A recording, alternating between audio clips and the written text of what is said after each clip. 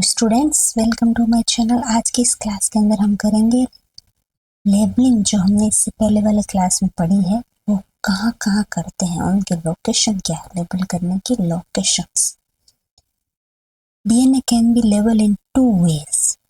एक है, ये दूसरा है।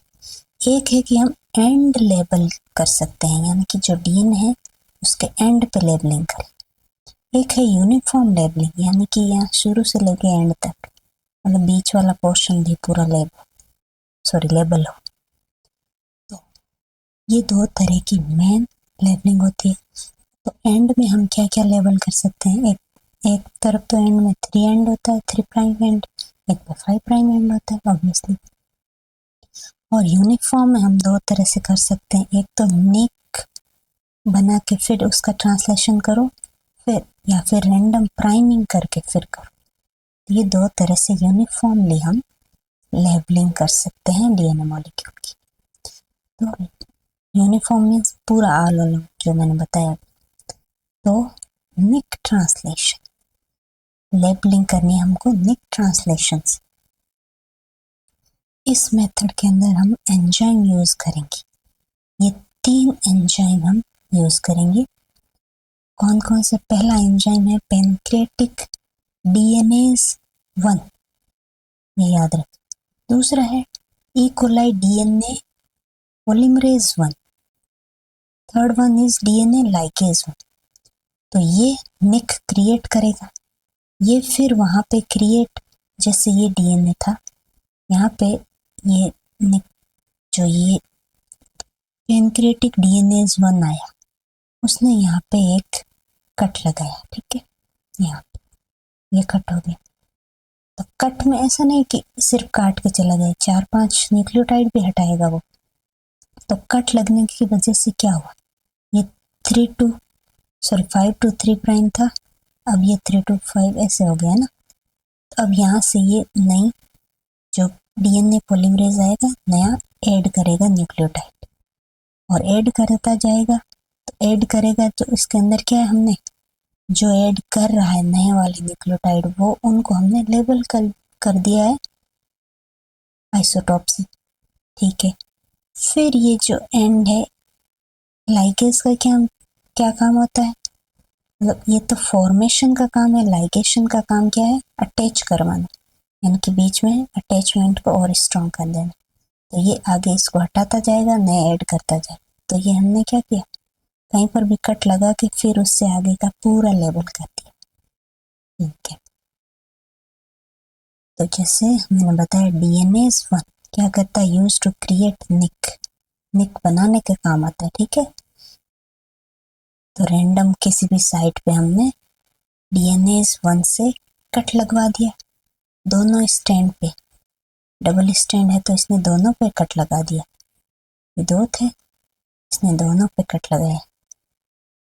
अब हमको दोनों ही स्टैंड वापस बनाने। एक यहाँ पे 3 प्राइम, एक यहाँ के, तो एक इस साइड चलेगा सिंथेसिस, दूसरे में इस साइड चलेगा।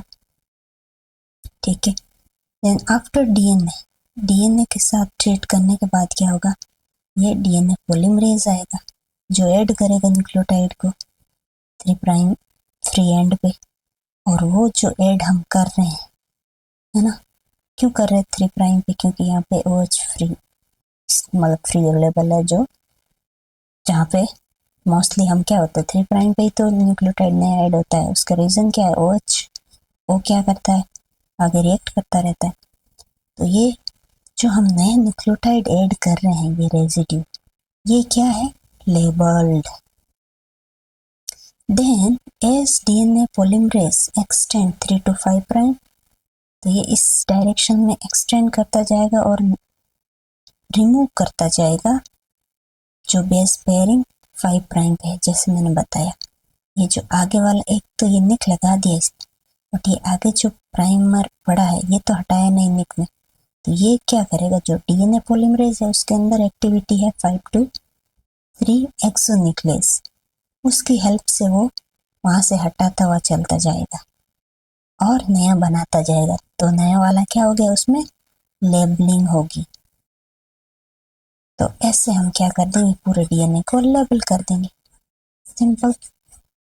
Then the simultaneously adding the base, साथ साथ में इसको हटाते जाएंगे और साथ साथ में ऐड करते जाएंगे 3 प्राइम पे और रिमूविंग करते जाएंगे 5 प्राइम वाला, और ट्रांसलेट हो जो निक है वो ट्रांसलेट हो गया, यानी कि निक से आगे की चीज़ें नहीं बनती गई, ट्रांसलेट होती गई, उसकी कॉपी बनती, ठीक है। When perform in presence of radio isotope, मतलब रेडियो एक्टिव जो डीऑक्सी न्यूक्लियोसाइड्स है, मतलब डीएनटीपीज है ना, डीएनटीपीज है, वो लेबल है किससे, लेबलिंग यहाँ पे किससे करी हमने, फॉस्फेट से, और फॉस्फेट का भी क्या, अल्फा फॉस्फेट, यानी कि ये टीपी है, यानी कि ये न्यूक्लियोटाइड, ये शुगर से जो फॉस्फेट ऐड हुआ है वो 3 फॉस्फेट है, ट्राई फॉस्फेट है, 3 फॉस्फेट है, तो इसमें अल्फा कौन सा होता है,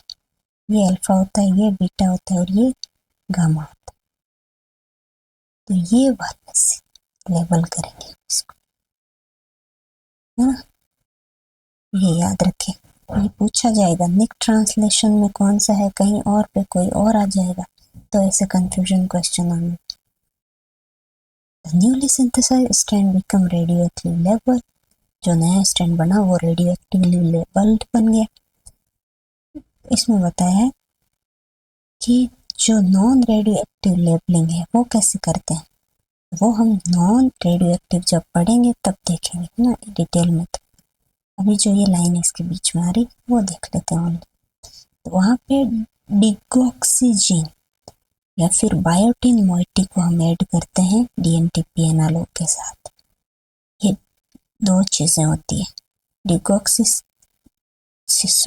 डिगॉक्सीजिनिन और बायोटिन, ये हम नेक्स्ट क्लास के अंदर से, मतलब नेक्स्ट क्लास से हम शुरू करेंगे नॉन रेडियो एक्टिव लेबलिंग, उसके अंदर ये सब आएंगे तब हम इनको देखेंगे।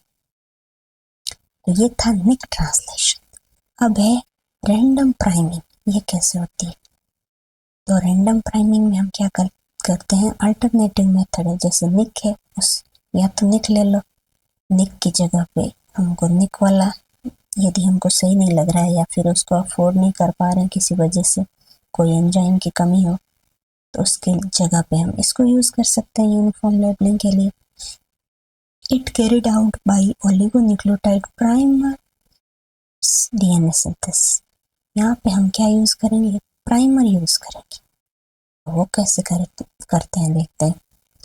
हेक्सो न्यूक्लियोटाइड यानी कि 6 न्यूक्लियोटाइड है, ए जी जी जी सी टी जी, ये हो गए 6, हाँ तो ये 6 मतलब कोई भी, ये तो मैं एग्जाम्पल ले लूँ, ये 6 न्यूक्लियोटाइड या फिर कोई ओलिगोन्यूक्लियोटाइड जो हो सकता है 12 से 20 तक की जो न्यूक्लियोटाइड सीक्वेंस है, वहाँ पे हम रैंडमली सीक्वेंस यूज़ करेंगे, मतलब रैंडम कोई डीएनए मॉलिक्यूल है उसको लेबल कर देंगे रैंडमली कहीं पर भी, ठीक है। अगर हमने सीक्वेंस रैंडम लिया है तो वो रैंडम जाके ही अटैच होगा, तो ये ओलिगोन्यूक्लियोटाइड रैंडमली सीक्वेंस एनिल होगा कहीं पर भी जाके, और वो कहाँ पे होगा, जहाँ पे सिंगल स्ट्रैंड न्यूक्लियोटाइड होगा तो ही होगा, है ना, जहाँ पे उसकी होमोलॉजी या कॉम्प्लीमेंट्री मिलेगी वहाँ पे होगा। तो ये एनिल होने के बाद क्या करेगा, ये सर्व करेगा प्राइमर के जैसे, जैसे हमने पीसीआर में देखा, तो वैसे ये प्राइमर के जैसे काम कर रहा है, यानी कि जहाँ पे उसकी सीक्वेंस मिल रही है, जितनी हमने ये सीक्वेंस का प्राइमर बनाया, उतनी सीक्वेंस यदि इससे मैच हो रही है वहाँ अटैच हो गया, फिर आगे का क्या होगा, आगे का सिंथेसिस होगा, फिर आगे की चीज़ें सिंथेसिस होगी, और सिंथेसिस कौन करेगा, डीएनए पॉलीमरेज करेगा ऑब्वियसली। और यहाँ पे जो डीएनए पॉलीमरेज यूज़ करेंगे हम, वो कौन सा होगा, वो होता है प्लेना फ्रेगमेंट। प्लेना फ्रेगमेंट क्या होता है, ये देखिए, इसके अंदर क्या होता है, 5 to 3 यानी 5 से 3 की टाइप तरफ जाएंगे, उसमें एक्सोन्यूक्लियर एक्टिविटी नहीं होती, और ये होता है डीएनए पॉलीमरेज 1, यानी कि प्रोकैरियोट का डीएनए पॉलीमरेज पॉल 1, ठीक है, जो क्या है, इसको यदि हम पोल 1 को ब्रेक डाउन करेंगे तो दो इसमें यूनिट मिलेगी, एक लार्ज एक स्मॉल। तो लार्ज वाली है क्लेनार्फ फ्रेगमेंट, जिसके अंदर दो एक्टिविटी है, एक तो ये नहीं होती है, बट इसके अलावा कौन सी होगी, 3 to 5 prime exonuclease activity plus polymerase activity. ये दो एक्टिविटी क्लेनार्फ फ्रेगमेंट में होती है, और इसके अंदर होती है 5 to 3 प्राइम एक्टिविटी, जो इसके अंदर नहीं। तो हमने जो लिया है वो क्या है, वो क्लेनार्फ फ्रेगमेंट, लार्ज फ्रेगमेंट है, जिसमें दो एक्टिविटी प्रेजेंट है और एक एब्सेंट, और इसी की हमको जरूरत है। ठीक है, तो ये वाली एक्टिविटी नहीं होती है, याद रखना है। यानी कौन सी होती है, 3 to 5 होती है। और कौन सी होती है, डीएनए पॉलीमरेज 1 की एक्टिविटी, यानी synthetic activity. Only fill the gaps between adjacent primers, यानी कि जो हमने प्राइमर लिए हैं, ये डीएनए सीक्वेंस था, एक प्राइमर यहाँ ऐड हुआ, एक यहाँ हुआ, एक यहाँ हुआ, एक वहाँ, मतलब बहुत बड़ा डीएनए है, तो प्राइमर भी हमने बहुत सारे लिए हैं और होमोलॉजी भी मिलने के चांस भी बहुत सारे हैं। तो ये क्या करेगा, जहाँ जहाँ प्राइमर ऐड हुए उनके बीच की जो स्पेस है वो फिल करता है। कौन, क्लेनार्फ फ्रेगमेंट का पॉलीमरेज 1 एक्टिव, है ना।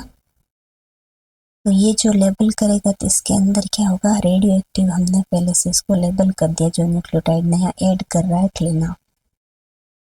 तो label nucleotide are incorporate into newly synthesised DNA, ये ऐसे सिंथेसाइज्ड डीएनए के अंदर इनकॉर्पोरेट हो जाएगा। बस इतना सा था ये।